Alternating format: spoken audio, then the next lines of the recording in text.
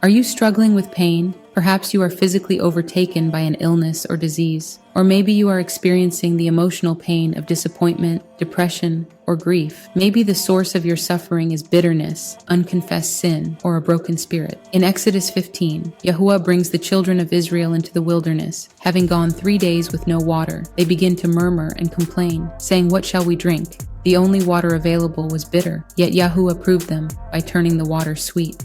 It is here that he reveals himself to them as Yahuwah Rapha, the one who heals. And he said, "If you diligently obey my voice, and do what is right in my eyes, and listen to my commands and guard all my laws, I shall bring on you none of the diseases I brought on the Mitzrites."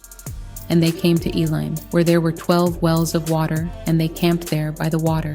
The name Elim holds prophetic significance in its meaning. The Hebrew word ayil speaks of strength and virility, asserting health and prosperity, while the root word yul describes the body's ability to harness this power. But what is the source? The word Rapha is a verb that describes the active, ongoing process of Yahuwah's healing power, like a well containing an unending supply of water. Rapha is the ability to cure, heal, restore, and revive a person's soul. In an emphatic construction, it indicates having a person healed by being cared for. It is used in its reflexive infinitive to note a purpose in order to be healed, especially from wounds inflicted in battle. A true leader in Israel was to care for the health and welfare of the land and its people by guarding to do all that Yahuwah commanded. Perhaps you have been drinking from the wrong wells.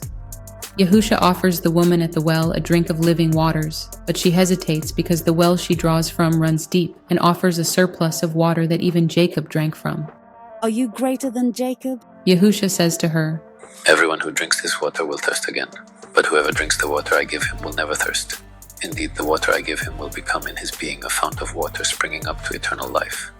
And on the last great day of the feast, YHUH stood up and called out in a loud voice, saying, "If anyone is thirsty, let him come to me and drink. Whoever believes in me, as it is written, streams of living water will flow from within him." He was speaking about the Spirit, whom those who believed in him were to receive. Isaiah 12:3 says, "With joy we will draw water from the springs of salvation." Yahuwah says to you, At just the right time I heard you. On the day of salvation, I helped you. Indeed, the right time is now. Today is the day of salvation. Come and drink from the sweet waters of life and be healed.